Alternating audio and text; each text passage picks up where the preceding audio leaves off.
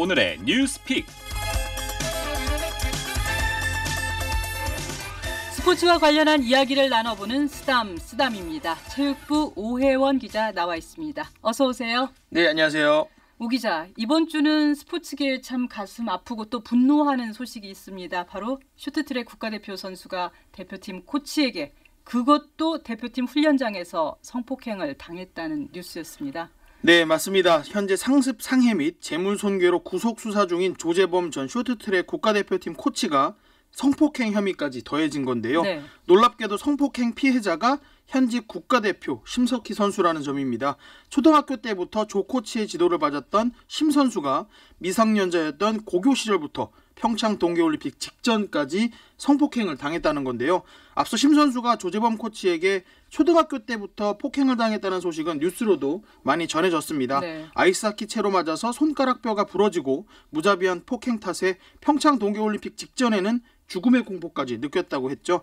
단순 폭행뿐 아니라 성폭행까지 있었다고 하니 평소 국민적인 관심이 높았던 종목인 쇼트트랙의 간판 스타 심석희 선수를 걱정하는 많은 국민이 분노하는 상황입니다. 네. 그런데 궁금한 점은 이 피해 장소가 바로 학교 훈련장, 심지어는 그 국가대표팀이 훈련한 선수촌까지 나왔습니다. 대표팀이 훈련하는 선수촌에서 이게 어떻게 가능한 일입니까?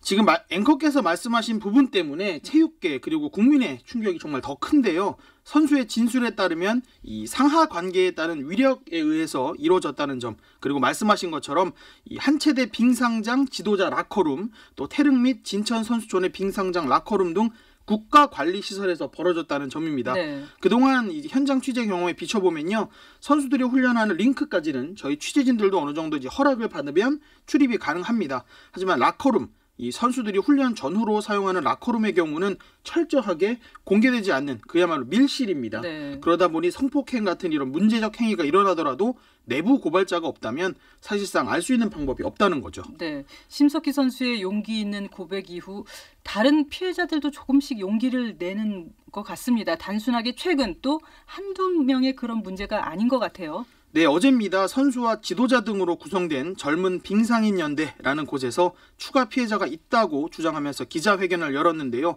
현재 대여섯 명 정도의 선수가 과거 지도자에게 성폭력을 당했다, 이런 진술을 확보했고, 이 가운데 2명은 피해자 본인에게 직접 피해 사실을 확인했다는 겁니다. 네. 이들은 성폭행이 아닌 성추행이라는 점에서 조금은 차이가 있습니다. 하지만 가해자가 전직 국가대표 지도자였다는 점이 공개되면서 충격을 더하고 있고요. 또 이들 역시 훈련장에서 또 미성년자 시절에 성추행이 벌어졌다는 점은 분명한 문제입니다. 네, 상황인지라 문화체육관광부가 서둘러서 이 대처에 나섰죠. 네, 조재범 코치가 성폭행 혐의로 추가 고발당했다, 이런 소식이 전해진 것이 지난 8일입니다. 그리고 문체부는 9일 긴급 브리핑을 열고 체육계 성폭력 비위 근절을 위한 대책을 발표합니다.